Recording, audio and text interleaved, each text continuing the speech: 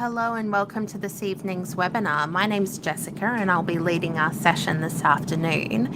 Now, before we get started with the webinar properly, can I just ask whether attendees can hear me today? If you can, would you mind just letting me know in the chat? That would be extremely helpful.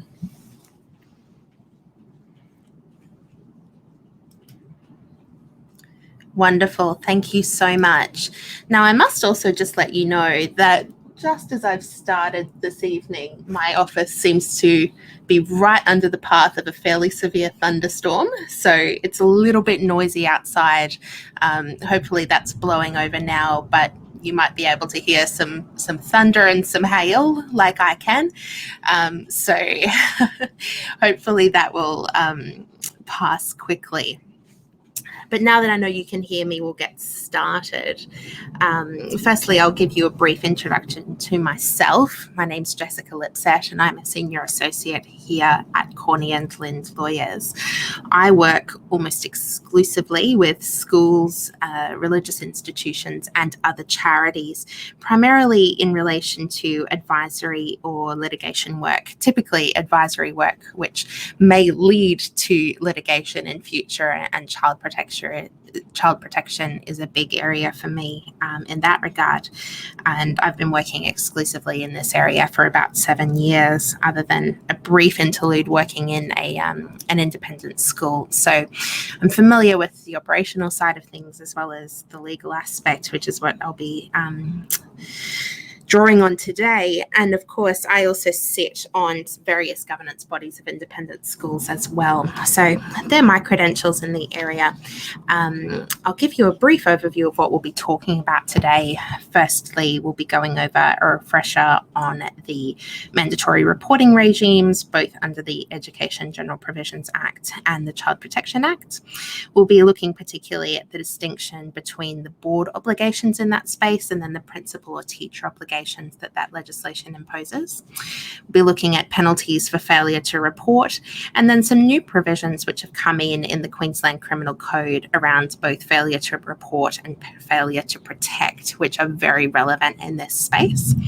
We'll then be doing a brief overview of both the National Redress Scheme and child abuse civil litigation, and then more broadly looking at the board's role in a school in developing a child-safe culture. Now, I understand that I'm primarily speaking to board members and also principals today, so the training that we'll be going through is quite different to what your teachers would ordinarily be doing in the child protection space, and there's some specific reasons for that, so we'll discuss those along the way. Now, I'm very happy for you to ask questions as we go through. I'll periodically toggle back to our chat to see if there are any questions, but if I don't get to them, I will by the end of the presentation. Now, in terms of our starting point, educators obviously need to be aware of their duty to protect children from harm in the school environment. And every teacher and school authority has that duty to protect students from harm and to provide a safe learning environment. And that's recognised at law. And the essence of that duty was captured way back in 1977 in Australia when the High Court said children stand in need of care and supervision. And their parents cannot effectively provide them while children are attending school. So instead, it is those in charge of them, their teachers, who must provide that care. So despite the development and change and refinement that we've seen in this space since that time, that underlying principle still holds true in relation to dealing with harm and sexual abuse issues in schools. And the mandatory reporting regime really is the bedrock of that. So we will be doing a refresher on that first. So you'll understand that in Queensland, there are two sources of mandatory reporting obligations. We'll do a brief overview of both. Under the Child Protection Act, 1999, Queensland legislation, there is a personal obligation on teachers. So that's registered teachers. And they have an obligation to make a report to child safety or the relevant department if they have a reasonable suspicion that a child has suffered, is suffering, or is at an unacceptable risk of suffering significant harm caused by physical or sexual abuse, and they may not have a parent able and willing to protect them. And that's a really important element to keep in mind for that Child Protection Act obligation, is that you don't necessarily have the obligation to make a report to child safety if the child in question has a parent able and willing to protect them. And in that case, you might have obligations under your own child protection policy around notifying the parents and working with parents to alleviate the circumstances at play or address the risk of harm. But there may not be that mandatory reporting obligation to child safety in those circumstances. Conversely, you might have a situation where you make an assessment that a parent is not able and willing to protect that child, particularly in circumstances where that parent might be the source of that physical or sexual abuse. And that's where, for each of your teachers, there is a personal obligation on them to make this report to child safety based on their reasonable suspicion of harm. Quite separately, under the Education and General Provisions Act, again, Queensland legislation, there is an obligation on all staff at a school, not just teachers, to make a report to a principal or a board member in certain circumstances where they understand that sexual abuse has occurred or that there is likely sexual abuse that will occur, but not physical abuse, importantly. And your principal or the board member who received that report is required to immediately make that report to police. Now, we'll look a little bit more closely at each of these obligations. Firstly, under the Child Protection Act. I'll note here, firstly, that there's no strict board involvement under the Child Protection Act mandatory reporting obligations. But obviously, for the board members who are listening, you want to be across any of the child protection matters that are arising in the school context. And we'll talk a little bit later about the importance of you being familiar with that landscape and the policies and procedures and processes that are being implemented in your school. And so whilst this particular mandatory reporting regime doesn't contemplate board involvement, I would suggest that at an operational level, that should also be occurring. Now, this, as I said, applies to teachers, so not all staff at a school, just teachers. And for the purpose of this section, a reportable suspicion about a child, I'm looking at subsection 2 here, a reportable suspicion about a child is a reasonable suspicion that the child has suffered or is at an unacceptable risk of suffering significant harm caused by physical or sexual abuse. Importantly, it's both there. And then also may not have a parent willing and able to protect the child from harm. Now, the basis of forming your reasonable suspicion forms the basis of the report, but it's important to recognise here, well, how do we come to a reasonable suspicion that abuse has occurred? How do we recognise that abuse? And this is where the training that we are doing today will differ from the type of training that your teachers are commonly undergoing. Because for your teachers who are having that day-to-day frequent contact with students at the school, it's so important that they understand how to recognize abuse so that they can form these reasonable suspicions about an unacceptable risk of physical or sexual abuse to then comply with their mandatory reporting obligations. And, I'll just touch on that briefly. Obviously, when we're talking about physical abuse, unexplained injuries might be the most obvious sign of physical abuse, but there are other aspects which might come into play, which will assist your teachers in forming that suspicion. Factors might be avoiding physical contact, for example, or if a child is wearing inappropriate clothing in warm weather, for example, to cover bruises or injuries. We can put pieces of a puzzle together to form this reasonable suspicion about the risk. that a child is under. Sexual abuse, again, you might be receive disclosure by a child that they are being sexually abused, but you're more likely to notice other indicators. Of course, an unexplained injury, which indicates inappropriate sexual contact, might be applicable there. But also, again, piecing together a puzzle, if children know more than other children of that age in relation to sexual matters, or if they are displaying age inappropriate sexual activities, for example, that might also be an indicator that the child is experiencing sexual abuse. And there, it's important that your teachers have an understanding of what is normal sexual behavior in children at different ages and stages in life. So that is relevant there, and certainly something that, in terms of child protection training for teachers, is something that they should be constantly aware of and upskilling in. Now, looking at the reporting obligations under the Education General Provisions Act, they are slightly different. The important factors to be aware of here is that this applies to all staff members of a non-state school.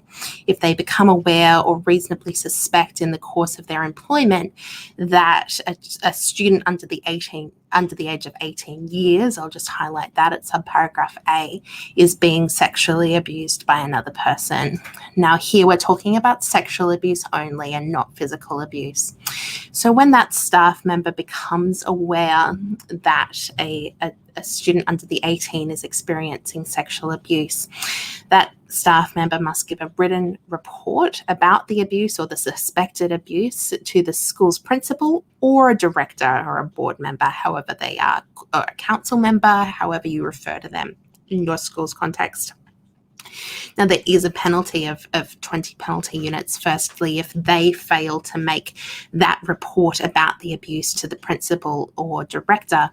But it goes one step further then. A non-state school's principal or director who receives that report must immediately give a copy of that report to the police. And again, there is a penalty which applies if your principal or board member fails to make that report. So there's various obligations there on both your staff and also your leaders. Now, what the police do with that report is up to them. And I work with schools often where they are frustrated, perhaps, with the police's response to those types of reports, and there's some complexity around, the typical action that we would expect to see from the police after receiving those reports. But in any event, there is the obligation on you to make that report, not necessarily to follow up on, what the police choose to do from there. Now, I would just highlight as well, although I don't have it on the screen, that in addition to your mandatory reporting obligations, you also have an obligation under the Education Queensland College of Teachers Act to make a report to QCT if you receive an allegation of harm which is caused because of the conduct of a teacher at the school. So that's different from the mandatory reporting regime, and obviously will apply in very limited circumstances, hopefully. But if the perpetrator of the abuse or is a teacher at the school, then you also have that obligation to make a report to Queensland College of Teachers. All right. Now, I'd like to bring your attention to some amendments to the Queensland Criminal Code, because these are provisions that no doubt you'll be hearing about quite a lot in this space if you haven't already. There's two new provisions in the Queensland Criminal Code. The first is a failure to protect provision, and the second is a failure to report provision. And both of these relate to child sexual abuse exclusively. So again, not physical abuse here. Now, it's important also to recognise that up front, I'll note that if you have a robust child protection policy in place and you are effectively complying with that policy, particularly in terms of reporting, then the general consensus from both ISQ and the Non-State Schools Accreditation Board is that there's not necessarily any amendment required to your existing policies. It's just a matter of training that all of your teachers and obviously your board members and leaders should be aware that there's this additional element now to those obligations. So firstly, this new section 229BB, which is a failure to protect a child from a sexual offence. And this imposes a crime where an accountable person knows that there is a significant risk that another adult, so an alleged offender, will commit a child sexual offence in relation to a child, and that offender is associated with the institution or is a volunteer, so is effectively employed or is a volunteer, and then the child is under the care, supervision and control of the institution and is under 16. The person with authority has the power or responsibility to remove or reduce that risk of the alleged offender committing a child sexual offence, and then willingly or negligently fails to remove that risk. Now, we're all familiar with the types of situations that led to the Royal Commission into institutional responses to child abuse, and the media reports that we would hear about, institutions being aware of alleged offenders and either covering up or simply allowing a situation where children were being harmed to continue. So I think it's quite clear to us the type of situation that this provision is designed to address. But it's important just to recognise that if we do become aware that there is an alleged offender, an adult who is at significant risk of committing a child sexual offence in relation to a child, and we do nothing to reduce or remove that risk, then there's potential criminal liability there personally, as well as the liability that potentially flows to the organisation. Now, there's also this new provision around the failure to report. So this applies if an adult gains information that causes you to believe on reasonable grounds, or you ought reasonably to believe that a child sexual offence has been committed against a child by another adult. So that's quite key in a schools context. We're only talking about child sexual offences committed by another adult, so a person over the age of 18, and at the relevant time the child was under the age of 16. So if without reasonable excuse you become aware of that information and you fail to disclose that to a police officer as soon as reasonably practicable, after you ought to have reasonably formed that belief, then it's a misdemeanor provision. Now, there are some examples of what a reasonable excuse is to fail to report that to police. One of them is that you believe on reasonable grounds that that information has already been disclosed to a police officer. Another is if that information has already been reported under the provisions of the Education General Provisions Act, so those mandatory reporting provisions that we talked about before. Importantly, for schools that have a religious element as well, a reasonable excuse does not include religious confession. So in certain schools contexts, that might be relevant. The fact that we're talking about, for this particular provision, abuse of a child under the age of 16 by an adult over the age of 18 obviously gives you a little bit of a grey area where you have potentially relationships between older students where there is a bit of an age discrepancy. So again, it will be necessary to make an assessment based on the facts of a situation there, whether or not you're required to make a report to police, particularly when you have older students engaging in consensual relationships. So that's something to keep in mind. Now I'll just toggle back to my chat and the questions that have come through. Question. So the school has to determine whether a parent is able and willing to protect the child. Effectively, yes, but that's a fairly subjective test. I think that in particular, if a parent is the alleged perpetrator of abuse, then it's quite clear whether or not a parent is able or willing to protect the child. Obviously, if there's a situation around neglect, then that becomes more challenging. But primarily, that provision is designed to deal with a situation where the parent is actually the perpetrator of the abuse, or is aware of the abuse and is taking no steps to resolve it. Another question, if we are aware of a child who has been abused, year 1, and is exhibiting overly sexualized behaviors related to the abuse he received, what is best practice in these matters?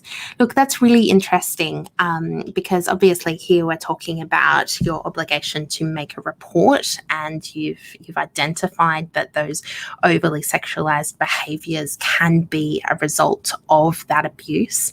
I think there are a number of pieces to this puzzle. Firstly, for limited and select staff members, probably an understanding of the experience that the child has had and the reasons for that behaviour, and having an appreciation of the fact that that is related to the abuse that he has been subjected to is important.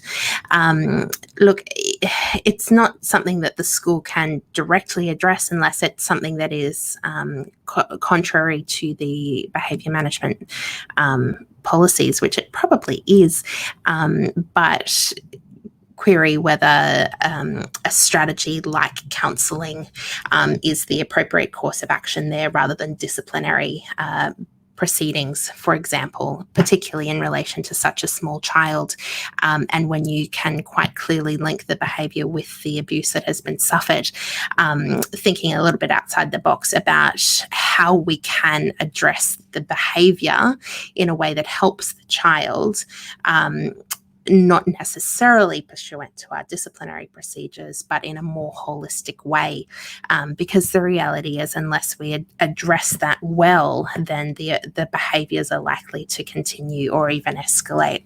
But a really good question.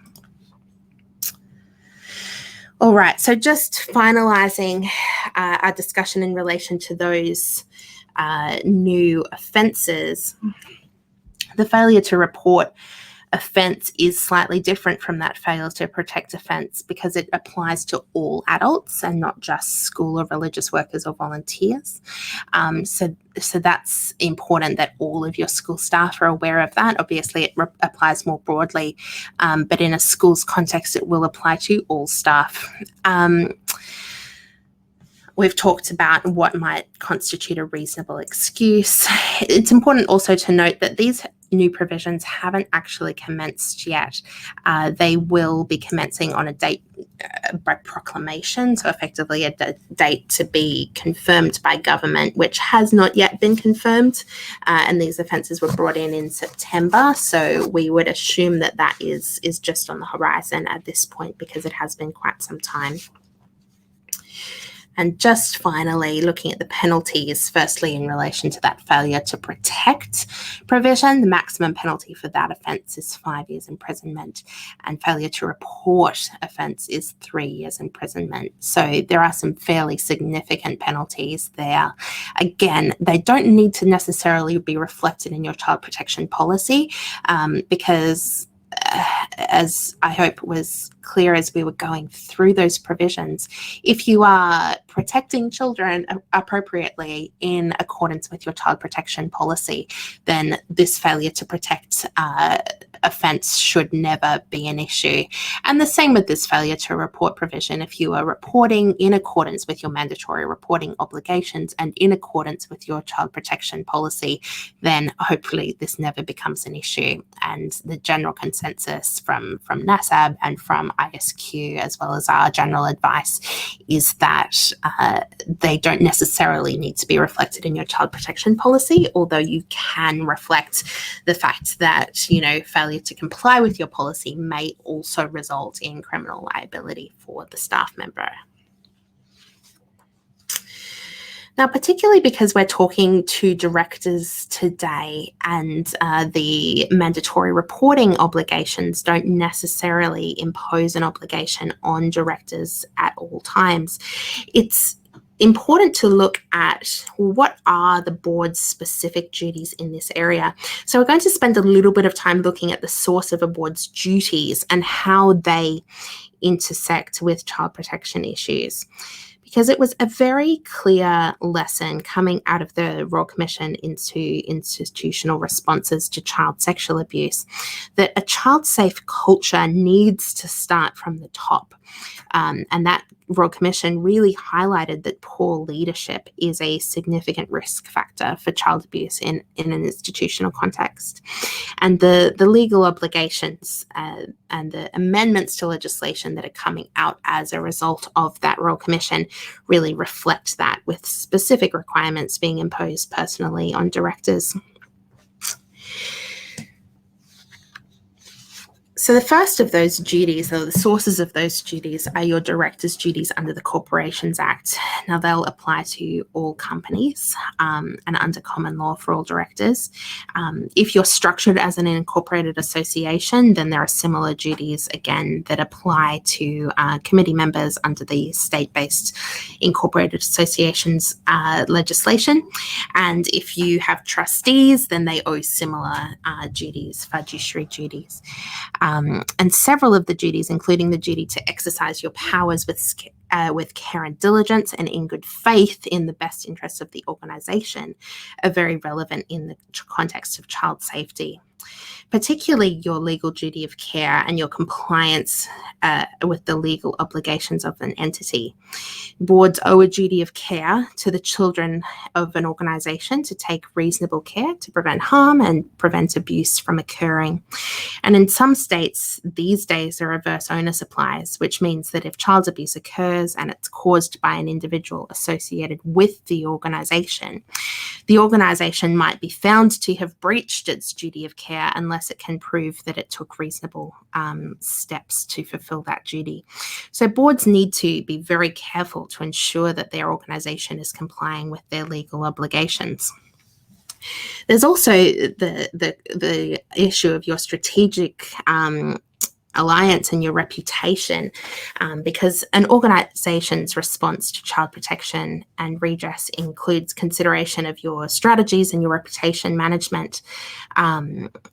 And that's primarily a board prerogative, particularly when you're questioning, should we join the National Redress Scheme, for example, and particularly in a post-Royal Commission environment, organisations that fail to protect children, in addition to their significant legal liability, are also at risk of significant reputational damage. There is an aspect as well of considering your funding agreements and your financial risk, because a failure to fulfill your duty of care opens you up to extremely costly negligence claims. And we're seeing claims as high as in the millions of dollars, which are really threatening the financial viability of organizations. So even investigating and responding to allegations of harm in a school's context could involve very significant cost. So there's a significant financial risk to organizations of not complying in this area, which boards need to really be mindful of. And there's also the issue of an organization's culture and purpose. So boards of charities and not-for-profits are required at law to keep the charitable purpose at the center of their work. And as we talked about, this is a real top-down issue where boards need to consider the culture that they're setting, and a child-safe culture really begins at that board level. Now, there's another source of the duties for registered charities, which is the ACNC governance standards, and particularly Governance Standard 5 deals with the duties of responsible persons. Now, many of those duties are relevant to child safety. But particularly in Governance Standard 5, again, you have the duty to act with reasonable care and diligence, acting in the best interest of the registered charity, and also managing your financial affairs in the best interest of the relevant charity. And as we discussed, both of those are relevant in the child safety area. Now, the Royal Commission made many recommendations when it issued its final report, but some of them are directly applicable to schools and school boards in particular. So recommendation 13.1 was that all schools should implement the child safe standards identified by the Royal Commission. And there are 10 standards which they identified and articulated, but standard 1 is particularly relevant to boards. So child safe standard 1 was that child safety is embedded in institutional leadership, governance, and culture. So this really requires a shared responsibility of leaders of the institution to inform themselves about all aspects of child safety, to model and foster a commitment to child safe practices, to set accountabilities for child safe principles at all levels of your governance structure, to fundamentally understand the problem of child sexual abuse so that you can take steps to mitigate that. To foster a culture that supports anyone to disclose their concerns about harm to children in a safe way. All of those are board responsibilities which will reiterate across all levels of the institution that child safety is a shared responsibility. Something to consider here is placing child safety as a recurring item on your board agendas to raise any key concerns, risks, strategic decisions that need to be discussed. And as we discussed before with mandatory reporting obligations, under the Child Protection Act mandatory reporting regime in particular, there isn't actually the requirement for reports that are made to child safety to be elevated to a board level under that mandatory reporting regime. But best practice, certainly, and probably your child protection policy reflects this already, is that that report is not only given to child safety, but is also given to your principal and ultimately your board, so that they are aware of the child safety landscape within the organisation and are then able to, consider the accountabilities that need to be in place, consider the responses that need to occur. The distinction between the operational functions of the business and the governance of responsibility of the board does still remain, and ultimately it will be your teachers and your staff who have direct access to children who you're primarily relying on to implement the basic requirements of your child protection policy, adhering to a code of conduct and then reporting any concerns pursuant to the processes set out in that policy and the mandatory reporting regimes. However, what the Royal Commission has shown us is that boards can no longer just rely on the fact that child protection issues are being dealt with at the operational levels of the organisation and not have any oversight or input into those aspects. And again, that culture of valuing child protection starts at the board and flows downwards. And very much so that is the expectation these days.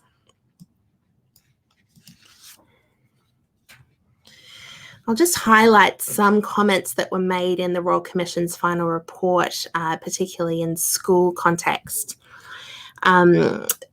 Here it was highlighted that good governance processes ensure that every school and its leaders understand their obligation to keep children safe and are held accountable if they do not. Poor governance processes that lack transparency can obscure pathways of responsibility for responding to abuse and prevent school leaders and school boards being held accountable for failures. It was also noted that the composition of school boards can contribute to poor governance, such as when boards are predominantly made up of school alumni with a personal stake in upholding the reputation of the school. Now, these types of issues that this quote is highlighting obviously are more difficult now when you've got those failure to protect and failure to report provisions in the criminal code, you no longer have a situation where the reputation of the school can trump your commitment to child safety. But it's worth noting that, that historically has been a significant issue, and culturally it's a hard one to change. What we really saw coming out of the Royal Commission is that, everything that the Royal Commission said was saying to boards, what are you doing about your culture? The Royal Commission was clearly about the culture of what boards and schools were and weren't aware of, what they were willing to turn a blind eye to, and what was tolerated or deemed acceptable. And the reputation of the school was often a key there.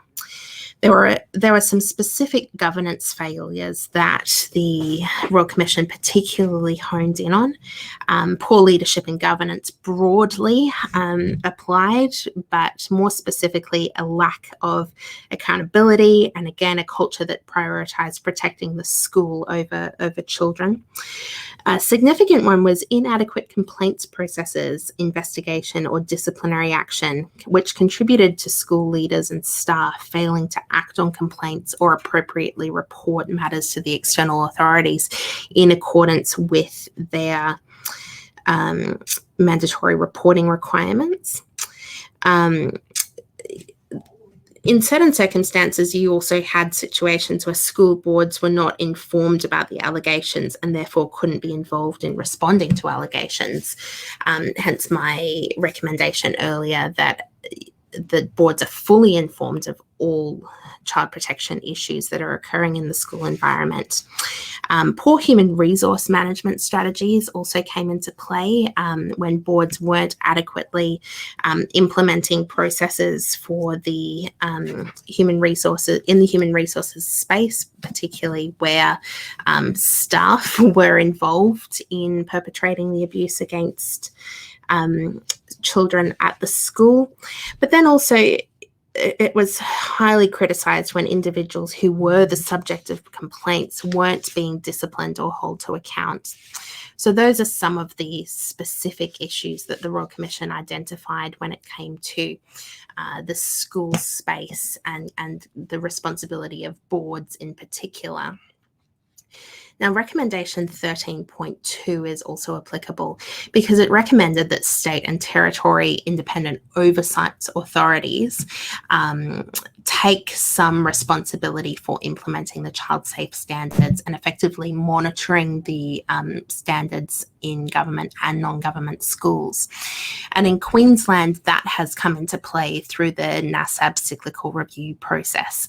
So as part of that cyclical review, they're now specifically looking at your compliance with processes for reporting sexual abuse, and you are required to submit a copy of your student protection policies and processes for compliance review. And Regulation 16, so the Education Accreditation of Non-State Schools regulation at Section 16, imposes obligations on your governing body, which is effectively your directors, to ensure that you have appropriate processes in place, that those processes are readily acceptable by staff and students, parents and guardians, that staff undertake annual training in implementing those processes, and that the school is actually implementing those processes. So again, at a governance level, it's not enough to just be aware that you have a child protection policy in place, but it's important that that policy also contemplates that reports are made to the board so that you're aware that not only do we have a policy in place, but it is being implemented and complied with actively. Just toggling back to have a look at questions. Can I expand on approaches to and level of volunteer child safety training? Look, I absolutely can. This is something that probably churches are better with than schools in this space, because with schools you have, parent volunteers, for example, coming into the school environment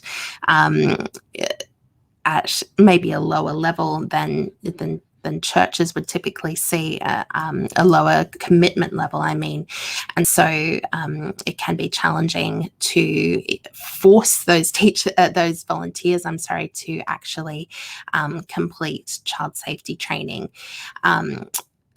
It's reasonably common these days to have a night a year, for example, where all parent volunteers or classroom volunteers are encouraged or required to attend, and that can be one way of addressing it. Obviously, you would also have your expectation that certain volunteers hold blue cards, and that to some extent addresses your responsibility in that area, but definitely a higher level of training would be encouraged. Once a year for all of your parent volunteers, a 1-hour information session probably covers your obligations there.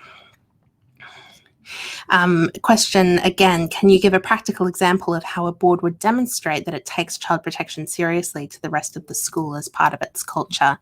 Sure, there's a couple of elements to that. I think providing the training that's required and emphasizing the training, making sure that the expectations are clearly and frequently communicated to staff. But also, I think the most important part of that is that action is taken and can be seen to be taken when incidents occur. A common one here is that, a complaint is made against a staff member, for example, and these days you are expected to deal with that in a very decisive way, but and you always should have, but obviously times have changed, particularly in recent years, and it often comes out in the course of dealing with those incidents that come up. Oh, well, there've been rumors for a long time about that staff member, or there've been allegations made in the past but not through the proper channels, and it's those types of issues where you start to identify, oh, people were aware of this problem, but it just was not made clear at an organizational level that there was an expectation that that should be reported, or even that management was aware of certain issues, but didn't take appropriate disciplinary action in the absence of a very concrete and very serious report. So those are some examples of how a board can demonstrate that it takes these things seriously. But certainly training and open communication of expectations are the big ones from our perspective. Now, these are the 10 child safe standards that the Royal Commission recommended. Not all of these are relevant to a board or at a board level, but particularly Principle 1, that child safety and wellbeing is embedded into the organisational leadership and governance and culture. That's very much a board responsibility. And again, that trickle-down effect, it does need to start from the top. But also Principle 5 around human resource management really requires an organisational commitment that people working with children and young people are suitable and supported to reflect child safety and wellbeing values in practice, so adequate training. Principle 6, that there are processes for complaints, and any processes in that regard are very child-focused. And Principle 7, that staff and volunteers are equipped with the knowledge, skills and awareness to keep children and young people safe through their ongoing education and training. Again, needs to be mandated by the board, and then we'll have a flow-down effect. Principles 9 and 10 also have some applicability to boards. Principle 9, the implementation of the child safe principles is regularly reviewed and improved where necessary. And then Principle 10, that policies and procedures document how the organisation is safe for children and young people. We've discussed that it is vital that the board is understanding the policies and implementing them actively. It is just interesting to note that coming out of other Royal Commissions that we've had recently, and particularly the Banking Royal Commission here, the same issues that were applicable in the child protection, the Child Abuse Royal Commission effectively came out in the Banking Commission as well. It very squarely put the responsibility for the misconduct that occurred in the banking sector at the feet of boards and senior management.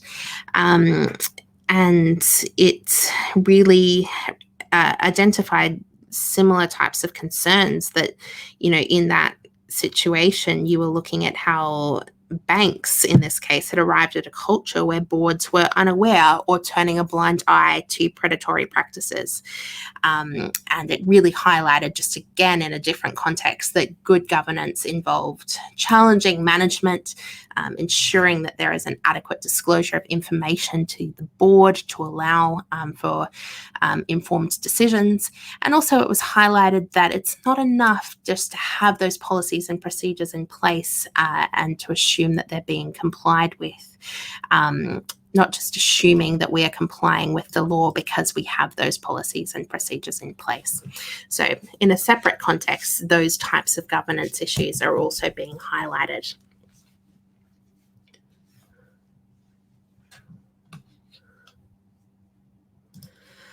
All right.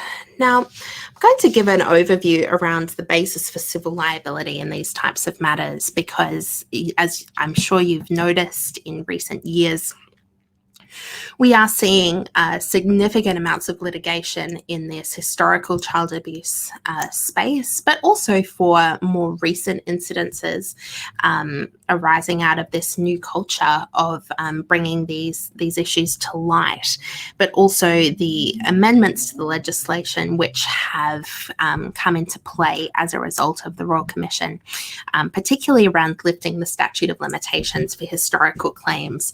So not only are we dealing with current claims when they do arise, despite our best efforts and the implementation of our modern policies, but also historical claims where, previously in tort, a child had until 3 years after they turned 18 to bring a civil claim. But the Royal Commission acknowledged that on average, children take about 20 years to identify that firstly, what happened to them was a crime, and then also to disclose that. And so the statute of limitations has now been lifted, and there is no time limit on someone bringing a civil claim for sexual abuse that they suffered while they were a child. Now, there are two bases where a child can bring a historical claim against a school or a religious institution or any type of institution, really.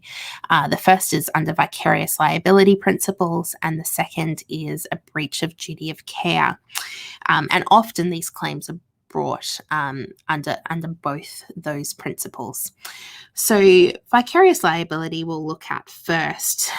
You might be familiar with this in employment concept, but essentially an employer will be vicariously liable for torts committed by their employees acting in the course of their employment. And that's a legal principle that has very broad implications and applies in all manner of employment matters. But we have started to see, or we are seeing that come into play, particularly where we have school employees who are the perpetrators of abuse. And it's necessary to consider what it means to have liability for employees acting in the course of their employment, because that is not always something that is entirely clear. Not everything that an employee does at work or during working hours is sufficiently connected with their duties and responsibilities to be regarded as within the scope of their employment, it has been held by the court. And particularly in this situation, there's an interesting question around a employer's vicarious liability for criminal acts, because in other contexts, it had been generally accepted that employers were not vicariously liable for criminal acts committed by employees in the course of their employment. But there was a recent case, again in the historical abuse space, of Prince Alfred College Incorporated an ADC is the reference in 2016, a High Court case. And in that case, the plaintiff was a boarder at Prince Alfred College. He alleged that a housemaster of the boarding house had sexually abused him on a number of occasions at the school and elsewhere. And the plaintiff claimed that the college was vicariously liable for the conduct of the housemaster. And he said that the abuse was perpetrated in circumstances where there was a close connection between what was done by the housemaster and what he was employed to do. And going against the standard principle that an employer is not vicariously liable for criminal acts, the majority of the High Court actually held in that case that an employer could be vicariously liable for criminal acts of an employee. And they set out an approach to considering, whether or not that is the case in these types of cases. And it involves considering whether the employer has assigned the employee to a special role, and the position that the employee is in regards to the victim. So looking at the authority, the power, trust, control, and particularly the ability that the role actually provides the perpetrator to achieve a level of intimacy with the victim. So the High Court held that the fact that a wrongful act is a criminal offence does not preclude the possibility of vicarious liability. So that is one way that a victim can bring proceedings against an institution, including a school. The other is an action in negligence or a breach of your duty of care as a school. There are a number of elements there. Firstly, we need to establish that the defendant owes a claimant who was sexually abused as a child a duty of care. Now, in some contexts, that's difficult to establish. Even in some church contexts, for example, that's difficult to establish. But in a school's context, it's relatively clear-cut that a teacher or a school owes a claimant a duty of care. The second element is then that the defendant or the school must have breached that duty by failing to exercise the care that a reasonable person in the same position would have exercised. And then the third element is that the damage suffered by the claimant was caused by that failure to exercise reasonable care. Now, historically, those cases have been very difficult to run. But they are becoming much easier as a result of some legislative amendments that have come in, again, as a result of the Royal Commission. The cases will be looked at on the individual circumstances. And as I said, particularly establishing a duty of care has been difficult previously in many institutional contexts, not so much with schools. Also, in historical cases, depending on how far we're going back, the evidence can be a real sticking point, and obviously due to the passage of time you can have a lack of evidence to prosecute those claims.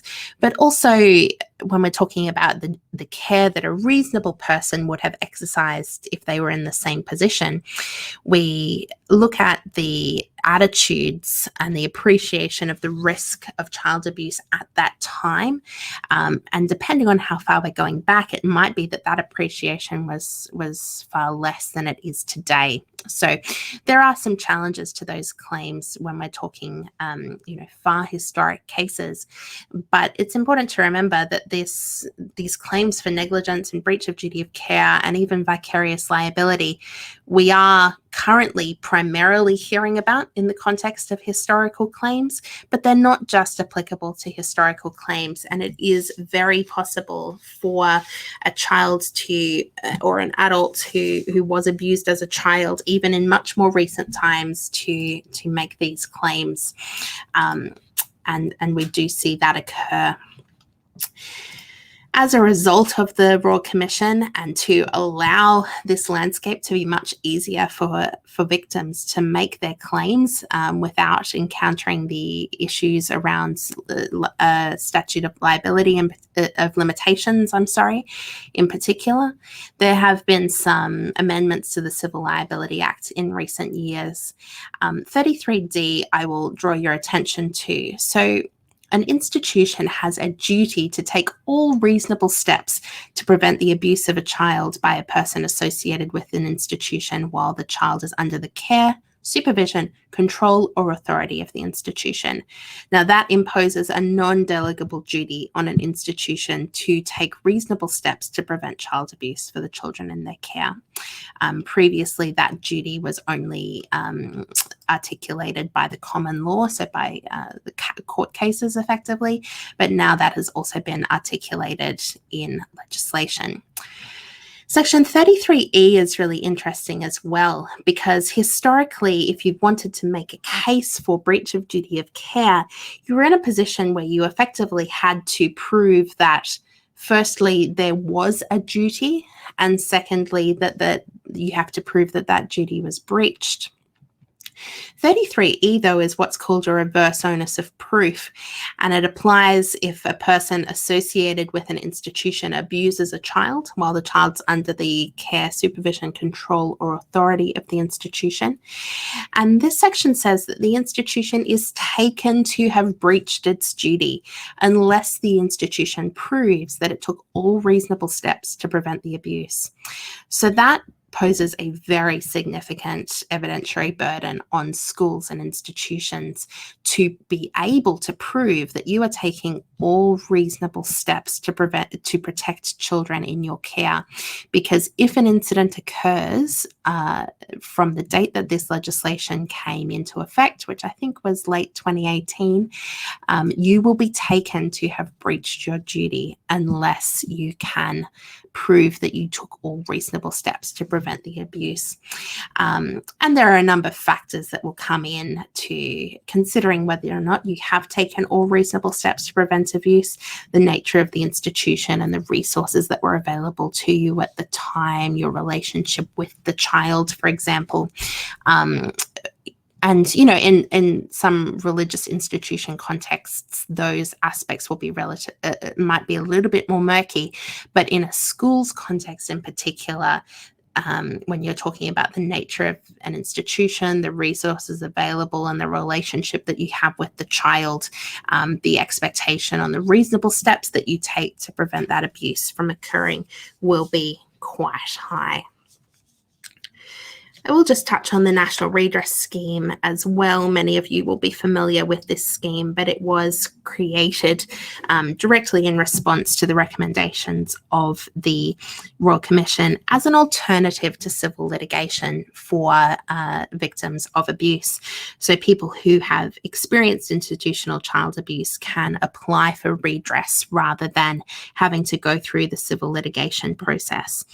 It is effectively run by government staff who help to process applications for redress, and they have independent decision makers who consider applications and make recommendations in relation to redress payments. There have been about 9,000 applications to the redress scheme over the last several years since it came into effect in 2018, but the government is expecting up to 100,000 applications in the 10 years that it will be operating for. So it's a very significant scheme. Now, we are often in the position of talking to schools about whether or not joining the redress scheme is an option for you or something that you should be considering. And really that will depend on the nature of your organisation and your very specific circumstances, particularly around any historical incidences that you are aware of. But if that is something that you're interested in, then it's something that we can provide you with specific advice on. That more or less brings us to the end of today's update. I will have a quick look at any further questions that come through in the next couple of minutes. So feel free to ask any questions that have arisen in relation to the later content of our presentation today.